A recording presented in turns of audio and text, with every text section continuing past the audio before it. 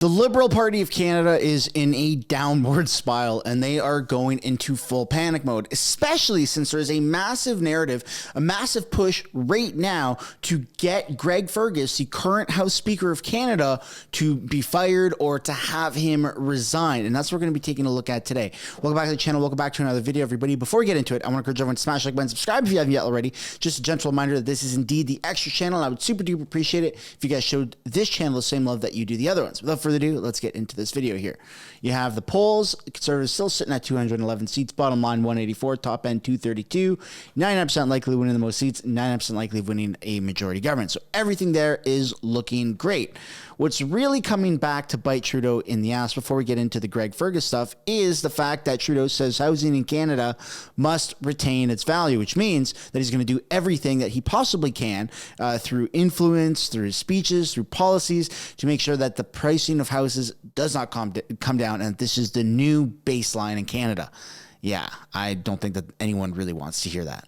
Polling and the carbon rebate program has definitely played a factor on the Liberals' unfavorable numbers there, but so has affordability, with the price of a house being a big chunk of that. So the Prime Minister made some headlines on that portfolio today as well. What did he have to say? Yeah, Justin Trudeau actually might have said the quiet part out loud when it comes to housing during an interview with the Globe and Mail. Take a listen.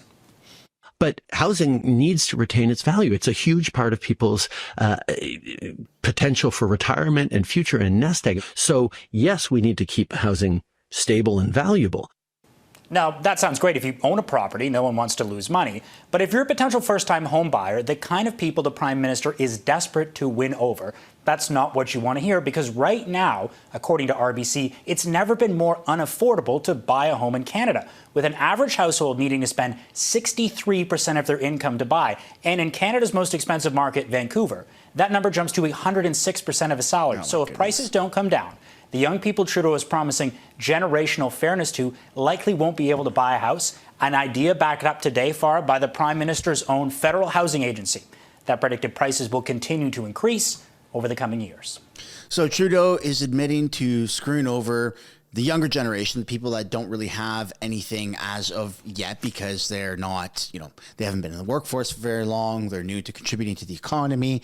And then he's also self-admitted to screwing over the older people that have, some investments, some money saved up, maybe a couple of properties. They've done well for themselves through the capital gains where he's coming after your money. So just all in all, it looks like Trudeau's looking to screw everybody, and people are pissed off.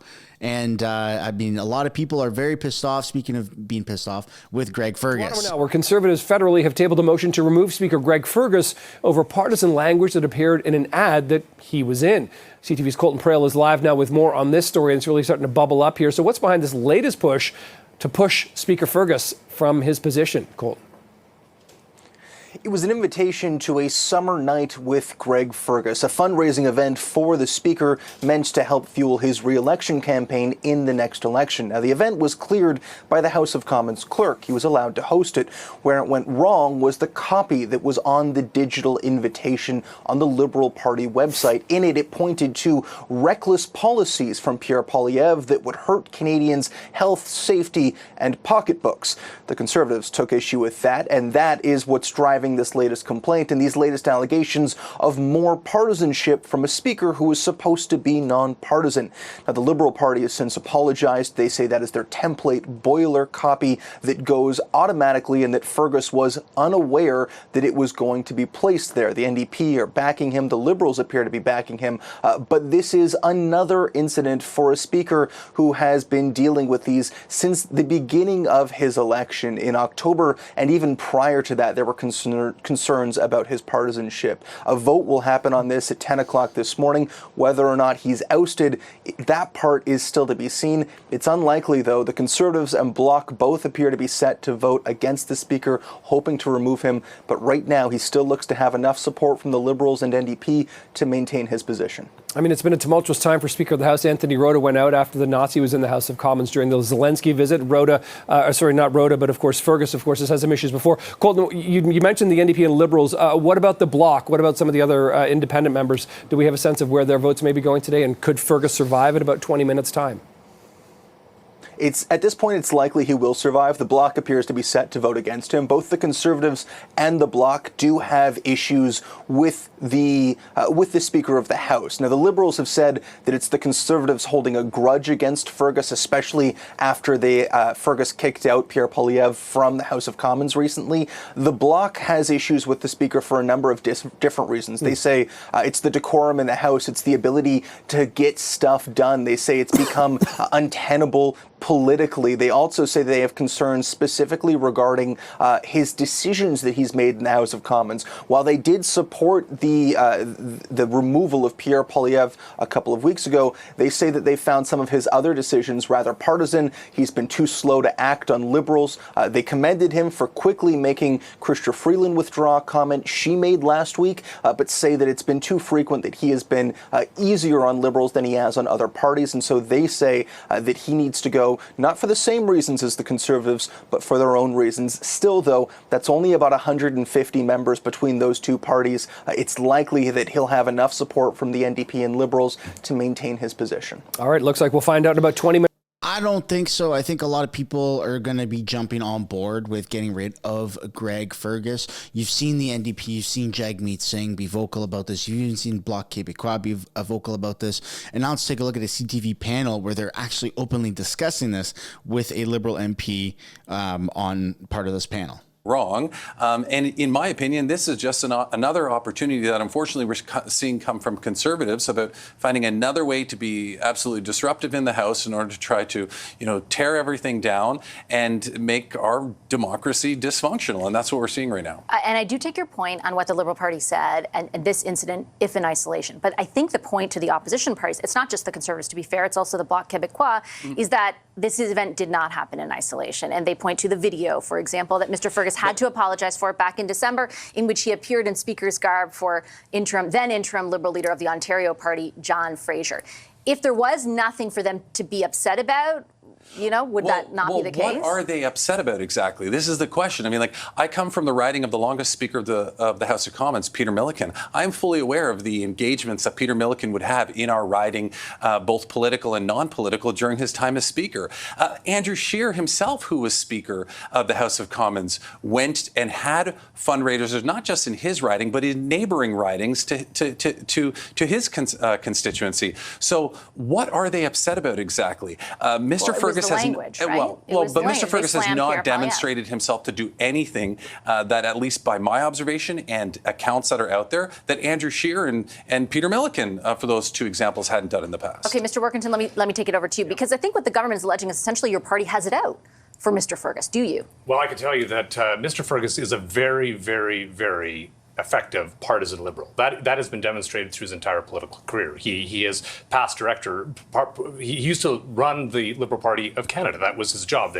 Incidentally, the organization now that is giving him cover for this situation. So he is a very, very effective Liberal. He's been partisan. He has, through his entire career, served as the pit bull for the Prime Minister, defending the Prime Minister against other members of Parliament. As a matter of fact, when he was on ethics committee, we have testimony where Mr. Fergus has said that the Liberal Party would disregard the will of the majority of the House of Commons, or as reflected in committee, and just not comply. So this is not. But Mr. Scheer became the leader of the Conservative Party. What's more partisan than that? He was absolutely after he was the Speaker. There's no question about that. Now, the question is not if or not members of Parliament have fundraisers. That happens. We expect that Mr. Fergus will have fundraisers to raise money for his re-election. The issue is the partisan nature in which this Speaker has conducted himself in this example, as well as example. There used to be a kind of a rule, after 3 strikes you're out. This has been multiple strikes. Okay. Multiple strikes that have made national. This incident. No. Look. Hold on. He's had to apologize multiple times. Okay, let me just intervene for a second. I just want. You're right that he has had to apologize, and I asked Mr. Gerritsen about the first incident. In this incident, the party has said, "This is our fault. We're sorry." His office has said, "We actually even took our participation in this event to the clerk to make sure it was okay." Like, why, on the face of that, do you not believe it? What evidence do you have to the What evidence, with respect, Mr. Workington, did you have to the contrary? Past behavior of the Speaker. There's been That's multiple. Not the same thing. Well, it is the same thing, because the Liberal Party of Ontario came and gave him some defense for his speech at the leader of the Liberal convention. It was now the Liberal Party of Canada giving him a defense in this case. I just don't believe that the Liberal Party of Ontario or of Canada is a reputable organization to give defense of nonpartisan activity. Well, I have the proof that Mr. Fergus has conducted himself in a partisan way in multiple times, having to apologize multiple times to the people of Canada. The question is when is enough? Enough. I'll put that question to Mr. Julian, because, like I said, it's not just the Conservatives asking that. They're not. The Bloc is not aligned necessarily with the way in which this is unfolding, but they are not supportive of the Speaker. They do not believe him to be an unpartisan person. On the face of it, whether you support him or not, Mr. Julian, isn't that a problem? First off, the Bloc is never going to support a Quebec federalist. That's very clear, and that's a position that the Bloc has taken in the House of Commons. The NDP are the adults in the room. When Anthony Rota made what we believe to be a fatal mistake, we were the ones, the first party, to call for his resignation, despite the fact that I thought he'd done a decent job as Speaker. As far as Greg Fergus, when he started, I think it's fair to say he made a number of mistakes. Initially as Speaker, it was referred to Proc. He paid a fine. He went through what we asked him to do. Since then, he has not made those errors. And the fact that the Liberal Party of Canada made the most egregious error in posting something that was disrespectful to the Speaker and disrespectful to Parliament is something that we called on the Liberal Party of Canada to apologize for, and they did. Is there no responsibility, though? Everybody seems to be turning on him, and the only ones blind to this are the Liberal Party of Canada, which is very unfortunate because it just shows how biased they are, and they're not even in it for the right reasons. They're in it for their pensions, they're in it for money, they're in it for power, they're in it for corruption. For crying out loud, I mean, there's only one House Speaker that has ever abused the mute button on the House floor during debates, and that's Greg Fergus. We are Canadian citizens, and we pay our taxes, and it's our right, it's our privilege here in Canada as taxpayers to have the House of Commons publicly displayed. That's why there's a viewing gallery. That's why it's broadcasted.